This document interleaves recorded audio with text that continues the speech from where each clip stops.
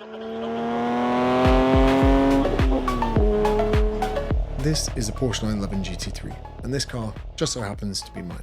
But I wanted to make a point, and you're either going to think that I'm a dickhead showing off, or it could just get you thinking. The average Australian earns just over 100,000 Australian dollars each year. The tax payable on that would be about $22,971, leaving you with $75,044. But the average Australian spends about $25,000 a year on rent, $3,000 a year on utilities, $8,000 a year on groceries, and when you add transport, health insurance, spending, and typical saving contributions, your total annual bills are about $55,000 a year, which means the average Australian could potentially save about $19,554 each year. But before comparing that to the car, let's look at the average property price in Australia. As of the latest data, the national median house price is approximately 1,009,000 Australian dollars. And in Sydney, the median house price is about 1,482,000. So for a 20% deposit, it would take you 10 years of saving to purchase a house, or 15 years of saving to purchase a house in Sydney. And if they wanted to save money to buy this car, it would take them 23 years. I don't think enough people are talking about the dangers of living an average life, because I very much doubt you'd be watching this video if that's what you wanted. And this isn't a video where you walk past a homeless person and go, oh, you're poor. It's more so to wake you up to the fact that if you don't want to live an average life and you want to have an exceptional life, which you should be able to have, if you want to wake up and go, I want more money than I know what to do with, I want to be able to drive an expensive car and I want to fly laying down on a plane, that is your prerogative and you should absolutely be able to do that. Will it be easy? Probably not. Will it happen in the next year? I highly doubt it. But we live in the most opportunistic age ever before. Quite literally, using an iPhone and probably using a laptop, you can create a life yourself if you do the work. And I truly believe that escaping average has never been easier. We live in a society where we seem to think that life is a zero-sum game. For me to earn good money, other people must be poor as a byproduct of it. If I've got money, I've obviously taken it out of the pockets of other people. And in British culture especially, there is this anti-entrepreneurial vibe. In Australia, you've got tall poppy syndrome, where if you had a line of poppies, the tallest one gets cut down. People don't actually like to see you do well. And on the road to success, people are just going to try and tear you down. You can't even lose weight without your fat mates getting angry about it. Oh, Sally, she got a bit carried away. 20 years ago, it would be near impossible for anyone to be able to start a business or a side hustle or a hobby or to build a following. But nowadays, you just need social media. And that can seem reductive, but as long as you use it right, you can surpass average very fast and fast track yourself to the top. Not 1% of earners, but 0.1% of earners. And in the next few minutes, I'm going to give you the blueprint to exactly how you do that. First thing you should try and do is grow a following. I didn't say a massive following, but a following. You need a die-hard subset of people that will buy your shit when you sell it. Now, some people worry, oh, what product am I going to sell? How much it's going to be? Worrying about that before you have a following is like going, how am I going to decorate the bedrooms in my 5-bedroom house, which you can't afford yet? It's like people worrying about flipping loose skin when they've still got 20 stone to lose. Whatever profession you are in, you should be able to solve problems. Me as a personal trainer, I identified that people weren't accountable to going to the gym. They didn't know what they were doing as far as following a workout program, and they just needed someone to check in to make sure they ate less. And I made millions from it. There were not many good energy drinks that had a good nootropic profile. Made millions from it. Leveraged that following to sell books and do book tours off the back of it. Made millions from it. I got 4 GCSEs. I've developed the skill of talking to camera, but that's about it. I understand the problems that people face. I help them with those problems. And eventually they go, I should probably stick around to watch this guy's stuff because he could solve my problems. And then very simply, I realized that if I can solve 100 people's problems and 100 people follow, maybe 3 of them might end up doing business with me. And then from a numbers game, you just work backwards. That might seem reductive, but I come from a background of door-to-door sales where I used to work for npower. My postcode was GL1, which was Gloucester in the UK. And during winter, I used to walk around knocking on people's doors, trying to sell them gas and electric when they already had gas and electric. They just used British Gas and I wanted to convert them to npower. My average statistics over the 4-month stint that I did that winter was if I knocked on 100 doors, I got 1 sale. And when you looked at my commission structure, which was pretty poor, and my £12,000 basic salary, when it came into the world of personal training, where I only had to talk to maybe 50 people to get a client,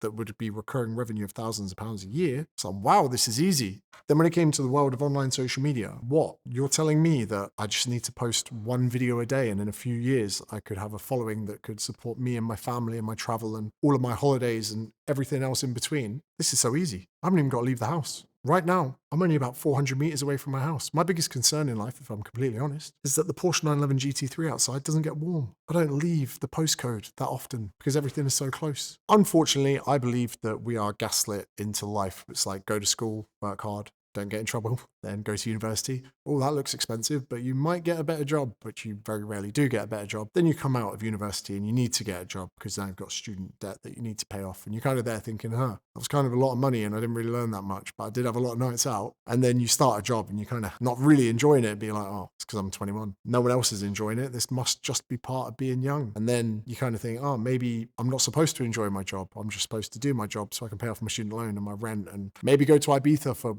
1 week each year. And then you're looking around at people with nice cars and you think, oh, they must be a managing director. And maybe if I worked here for 25 to 30 years, I could maybe get promoted to that one day. Truth is, the majority of people that drive nice cars, live in big houses and have nice things are business owners. They have their own business. And often they do things they really enjoy. Like me, I love making these videos. The fact that I get to call this a job, fantastic. I don't get paid from YouTube to do it. I haven't even got monetization turned on. Like I said before, fact of the matter is, if I turn up here daily and just give you good little bits of nuggets and advice to help you see the world differently and get you to maybe pull your finger out your ass and actually start something, you do well. So you build the audience. You build the audience by solving problems. You do not take pictures of your lunch. After a while, a lot of people will stick around. Now it's time to solve a problem another degree closer. The way I would do that is with some kind of asset that takes them away from social media. Social media is a very busy, crowded room. Even right now, you're probably itching to click away and watch another video. Some people have already left the video. Thank you very much for staying so far. So for instance, I could put a link in the description saying, hey, give me your email address and I'll give you 30 nuggets of wisdom over the next 30 days, which I will if you click on it. Now, if you're a business in a lateral industry to me, you could just steal that and rip it off. But you see, I even say that because I know deep down that even if you just try and steal my 30-day email responder, I would still get a small amount of you that end up as clients. It's just the way it works. I'll then run email marketing campaigns. I'm about to run one now.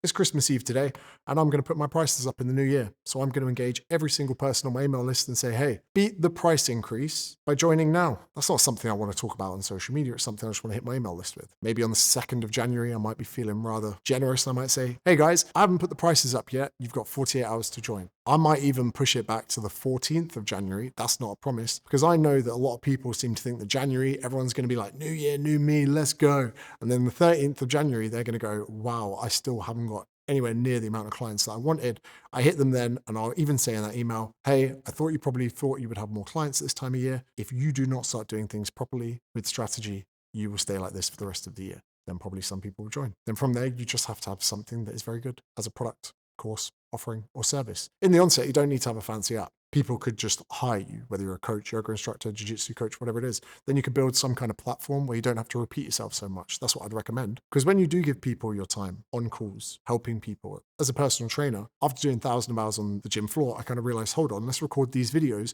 so that when people ask me, I can just send them to the resource. After you do that for enough time, you have a course. Then with a course, like my mentorship, you then create a community. And I actually stay in the community on a daily basis so that I can know what to add to the course. Then over time, I build out the course to become better and better and better and better. So there are less and less and less questions in the community. And in fact, the majority of the questions now, I'm like, there's a video for that. And then if someone asks me something I haven't made a video for, I can go away and make the video. Suddenly you have an amazing course that you can sell people. With personal training, we created a fitness app. We hired other coaches. We wrote the books. We made audiobooks. We then did in-person live events where you could come to the event. It's like a TED Talk with fingering jokes. But if you want to break free from the trap of average, from the dangers of average, you need to start now. This is my advice to you for 2025. Fuck it, for whenever. You're probably paralyzed with the doubt of, oh, I'm not good enough. I can't do it, whatever it is. I don't give a shit. You need to make 100 videos, 100 pieces of content as fast as you can. And I think you should do them daily. I didn't say each one had to be a fucking Oppenheimer, but you need to put one out, whether it's screenshotting a tweet, whether it's doing a carousel post, whether it's doing a little video, even talking to camera. Yes, I would like it to be filmed on a high quality camera, sure. But even if it's you just talking to camera, letting people know that you're here to solve their problems, that is going to be fine, I'm sure. But even if it's you just talking to camera, letting people know that you're here to solve their problems, that is going to be fine, I'm sure. One piece of content a day, the next 100 days. Because I'll tell you what, 50 days into it, you're going to go, oh my God, I'm a different person. 75 days into it, you're going to go, oh, I'm embarrassed at the level of content I was putting out before. And by day 100, you'll probably be finding your feet. Nothing I have done in my career is impressive, but the amount of time I allocated to each thing before seeking instant gratification probably is. I posted on social media for like 3 years before getting a client, which would be way quicker for you because we didn't have For You page in my day. I wrote emails for 10 months before anyone bought anything because I was selling the wrong thing. So I didn't have anyone on YouTube like this that was giving me advice. I fumbled and stumbled my way through so many things. And now I just give you the advice that I wish I had before. This is what the books are actually, if you think about it. So I was a fat kid, didn't really know how to lose fat. Used to ask the dinner ladies what was fattening. So then went through a journey of just trying to be a little bit more buff and a little bit leaner so that my girlfriends could get hotter. Then experienced a little bit of success and realized being happy is probably the best currency that you need. Having a Porsche helps. So this is navigating some of the self-help content that I used to go through over the years. I'm going to sound like a dickhead for saying this though. No one out there making 100 grand a month needs a self-help book. I'll tell you that. So up until 100k a month,